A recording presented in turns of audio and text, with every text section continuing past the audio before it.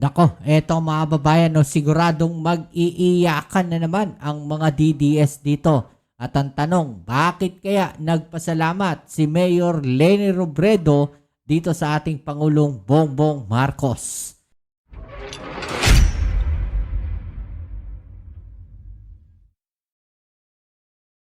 Yan po ang ating aalamin ngayon at pag-uusapan. Pero syempre bago ang lahat, please don't forget to subscribe, like, share, comment dyan sa comment section. At syempre shoutouts tayo sa mga subscribers natin dyan. Maraming salamat sa inyong suporta. Okay, so ito, nag-usap na po at nagkita si Mayor Leni Robredo, mga babayan, at ang ating Pangulong Bongbong Marcos. Pero ang tanong, mga babayan, bakit kaya nagpapasalamat etong si Leni Robredo sa ating Pangulong Bongbong Marcos? No, siguradong mapapraning etong mga DDS dito sa balita na to, mga babayan, at siguradong mag-iiyakan na naman yung mga yan.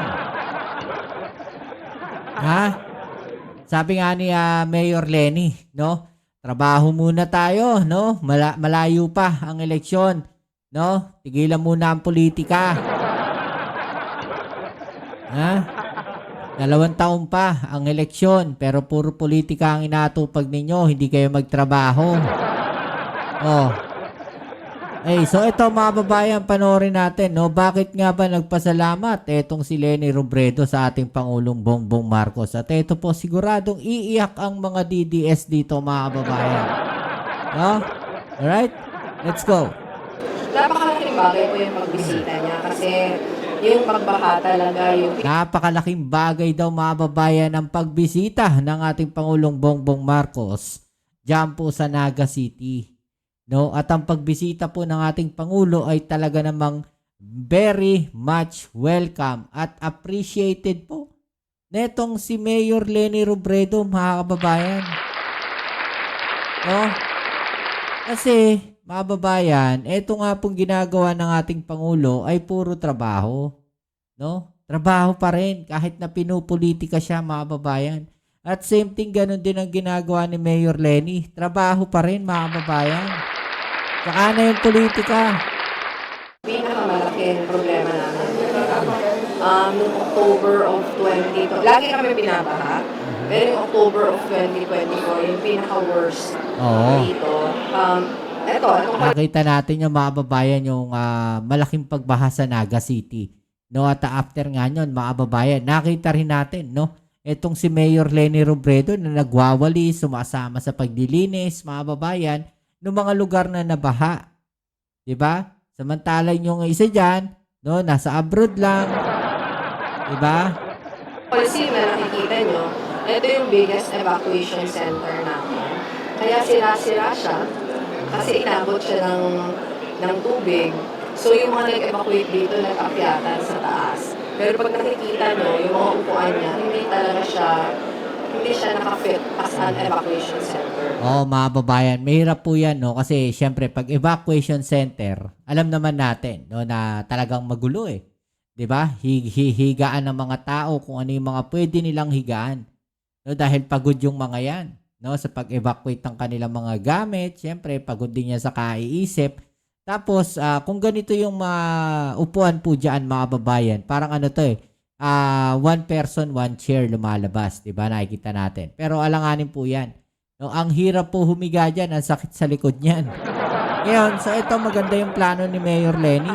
No, nababaguhin 'yan, mga babayan. No, siguro isang bench na lang na mahaba siguro 'yung dapat gawin po diyan para if ever gagamitin siya na evacuation center, mga babayan. No, mas komportable nga naman yung mga tao from Naga na mag-i-evacuate diyan sa lugar po na 'yan. So yung isang gagawin namin, i-retrofit namin siya para next time na gagamitin siya as an evacuation Maganda. center. Mas komportable na yung mga tao. Yun yung number 1. Yung number 2, yung pagpapadala dito under Ito maganda rito, mga babayan, no? Sa pag-interview kay Leni Robredo, makikita ninyo dire-diretso siya magsalita, no? Hindi siya loading. Alam niya kung ano yung sinasabi niya. At alam niya kung ano yung kasunod ng mga sasabihin niya. 'Di ba? Pag in-interview siya na ganyan, yan yung malaking pagkakaiba nila 'di ba? Kung ikukumpara kay Sara Duterte. Ang layo, mga babayan. Yan yung malaking pagkakaiba nila, 'di ba? Sa Oplan Kontrabaha program ng maraming equipment, sobrang laking tulong yan sa amin. Kasi in fact, yun yung matagal na namin inaasam. Kasi pag tinignan niyo yung topography ng Naga, ang daming waterways na nagko-cross sa amin. Dahil sa waterways na yun, dinadaanan yun galing pa sa ibang lugar. Pag na-overwhelm na yun, baha na yung buong Naga. Nakakadagdag yung siltation, yung dumi, yung basura. Not just from Naga, pero galing pa sa labas na dala. Sa mga hindi pa po nakapunta dyan sa lugar na yan, no, sa Naga City, mga babayan, no, marami pong ilog, no, na makikita dyan sa Naga City. At makikita nyo po, minsan, may mga ilog po dyan na dumadaan talaga mismo doon sa city. No, may mga tulay po kayo na tatawirin dyan, no, sa loob mismo ng Naga City, mga babayan. Doon sa mismong sentro po nila. No, kaya talaga ng mga pagka nagbaha, no, siguro umaapaw talaga yung mga ilog na yan, mga babayan. So dito yun sa amin nasa stock. Kasi kami yung lowest part of the Bicol River Basin. So yung paglilinis, maiibsan talaga yung effects ng grabe ulan. Kasi yung daloy ng tubig, hindi na constricted. With the equipment that was sent here, marami kaming mga creeks saka mga riverbeds na dry up na pwedeng buhayin ulit. Pwede maglagay kami ng mga detention and retention ponds para pag overwhelmed na yung aming drainages, nakakaimbak kami ng tubig. Ang laki ng effect nito sa daily lives ng mga taga-Naga. Lalo na kasi kahit schools namin, marami ng mga classrooms ang hindi na nagagamit dahil sa baha. So yung pinaka number one na mensahe namin, mensahe ng pasasalamat sa national government na nakasama kami sa pilot areas. Pangalawa, syempre yung sana, kasi nakita ko na hanggang Yan, mga July babayan, yung project. Ipapasalamat siya sa national government. Nakasama sila doon sa mga pilot projects ng ating gobyerno laban po sa kontrabaha, mga babayan. Dito makikita natin na walang halong politika yung pagtatrabaho ng ating Pangulo. Kahit sabihin nating nakalaban niya yan bilang sa pagkapangulo ng 2022, mga babayan. Pero para sa kanila, tapos na yun no? Tama na yung politika, nanalo na yung Pangulong Bongbong Marcos. Sabi nga ni Leni Robredo noon, susuportahan niya itong ating Pangulo sa kanyang mga gagawing proyekto na makakabuti sa bansa. 'Di ba? So nakikita niya siguro na maganda yung ginagawa ng ating Pangulo. At ito, makikita natin, mga babayan, na wala rin politika sa ating Pangulo. 'Di ba? Trabaho lang siya, tinutulungan niya ngayon itong Naga City. No, hindi po kagaya ng isa diyan. 2 taon pa, halalan na kaagad, eleksyon na kaagad yung inaatupag. Basta magtrabaho. 'Di ba? Sabi ko sana may iiwan na equipment. Kasi kahit linisin ang linisin ngayon, pag huminto na tayo sa July, ganun pa din yung effect. So sana mag-iwan ng equipment para year-round talaga yung pag-asikaso ng mga waterways namin. Malaki yung paniniwala ko na pag na-sustain ito, ang laking impact nito sa pagbabaha dito sa amin. Ma'am, with your indulgence, with all due respect, meron po bang chance na magkausap kayo ng Pangulo sa usaping politika? Eto Tingin na. ko wala. Tingin ko zero chance. Kasi ang Wala raw chance na mag-usap sila tungkol sa politika, mga kababayan.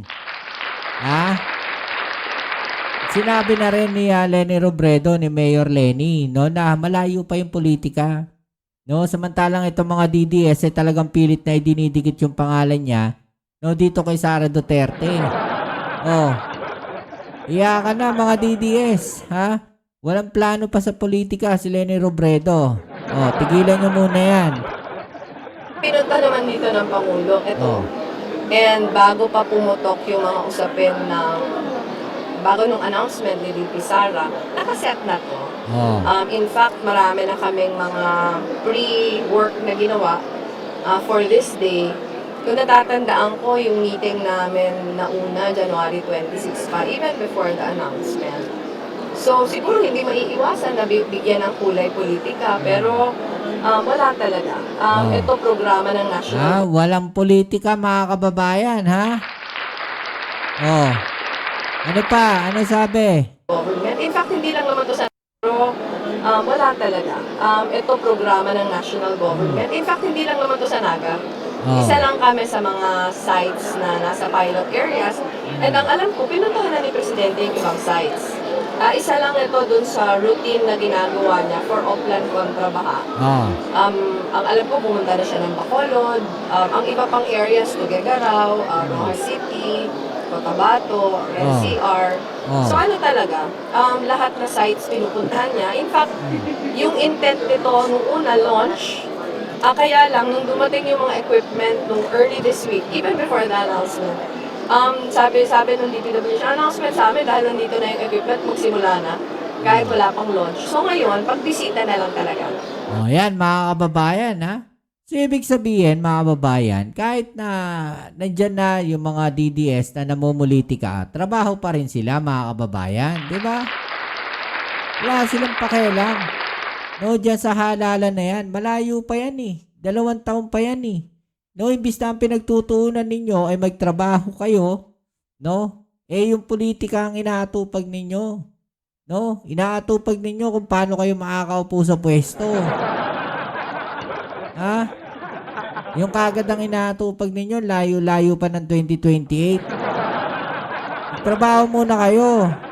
Parang lightning visit na lang ito for him. Ma'am, kinukonsider ba yung tumakbo ulit as president? Ulit din itong ano na to eh. No? Puro politika pa rin yung tinatanong eh. Ayaw nga muna ng politika eh. Diba? Trabaho muna. Ha?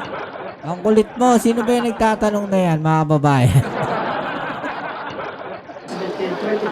Ako, hindi ko kino-consider pag-usapan yung politika ni Sir E. Kasi ang dami ko pang trabaho gagawin. At marami tayo lahat trabaho gagawin. Gaya sa akin, kauupo ko lang bilang mayor, di pa nga 1 year. Para pag-usapan yung 2028, parang disservice naman yun. Sa mga Nakakahiya nga naman yan, mga kababayan. Diba? Ano sabi? Ulitin natin. para pag-usapan yung 2028, parang disservice naman yun sa mga tao. Disservice yan sa mga tao, mga kababayan. Ha? Lalo na kung ikaw, no, nasa higher position ka. No, vice president ka ng bansa. No, disservice yan para sa mga tao, sa taong bayan, sa sambayan ng Pilipino. Bakit? No, 2 taon pa, namumulitika ka na. Bakit nga ba nag-ano siya para early campaign? Ganon? Ha? Pag pinag-usapan na yung eleksyon, yung gagawin mo para na sa eleksyon. Sa akin So, ayan. Pag pinag-usapan na yung election, ang gagawin mo para na sa election. No? Parang ganun yung sabi ni Mayor Lenny. So, ibig sabihin, kagaya nga ng sabi ko, no, nag-announce na siya, natatakbo siyang Pangulo, mga babayan, so most likely, lahat ng gagawin siguro nung isa dyan, puro pangangampanya na. Diba? Puro pamumulitika na yung kanyang gagawin dyan. lang, ngayon na panahon pa ng trabaho, mag-focus tayo sa trabaho. Kasi yung Panahon pa ng trabaho, mag-focus sa trabaho. Kaya nakakaya tong si Sara Duterte, mga babayan eh. Kasi imagine ninyo, no? Ito mayor lang, mga babayan. Mayor lang, sabihin natin lang, no? Mayor lang siya kumpara sa vice president, mga babayan. No, mas iniisip niyang magtrabaho muna kaysa mamulitika. Kaya nakakahiya eh. Diba? Nakakahiya yung isa dyan, mga babayan. Kasi imbis na magtrabaho muna, namumulitika na. Layo-layo pa ng 2028, namumulitika na kayo? yung election every 3 years yun. Yung time na ginugugol sa election, dapat every 3 years lang. Anong reaction po nyo sa pronouncement ni Vice President? Every 3 years nga di ba sa local sila nga 6 years na kaupo Ano na ba nagawa? Di ba? She's going to run. Ano naman, karapatan naman ng kahit sino. Nire-respeto naman natin. Thank you. Okay, so yan mga kababayan, no? Kaya believe din ako dito kay Mayor Lenny eh. Simula nung naging mayor to, sa tingin ko, effective siya. No, bilang mayor po ng Naga City, which is napakaswerte po nila na nagkaroon sila ng isang mayor din na kagaya po ni Mayor Lenny Robredo, mga kababayan. 'Di ba, na dating vice president. No? Nakakaawa lang kasi 'di ba? Nakita natin kung ano yung ginawa sa kanya na nakaraang administrasyon. Ngayon, nakakahiya yung isa. Bakit kanyo? Ito dating vice president, naging mayor, nagtatrabaho. Nakikita natin, nagtatrabaho. Diba? Naging vice president yan, nagtatrabaho din yan, mga kababayan. Ngayon, malayo pa yung politika. Sabi nga niya, 3 years naman yung election para sa local government. No, na sinasabi nga natin, ng isa naman 6 years para sa national. 2 taon pa, kalahati pa lang ng termino, politika na kaagad yung inaatupag. Di mo na atupagan magtrabaho. Di ba? Nakakahiya pagka ganun, no? Coming from a mayor, mga kababayan. Tapos magsasalita ng ganun. No, hindi ba nakakahiya yung isa dyan? Di ba tinamaan yung isa dyan, mga kababayan? No, na kayo namumuliti ka na, ito nagtatrabaho pa, tapos gusto nyo na ikagad-kalad ka rin sa politika. Ano masasabi nyo mga babae, no? Hanggang dito na lang muna ang ating video ngayon. I-comment sa ibaba ang mga opinion at ating yung pag-usapan. Alright? So yan muli, kita tayo sa ating next video upload. Dito muli ang inyong Kuya Mobs, it's Mobs TV. Peace. I'm out.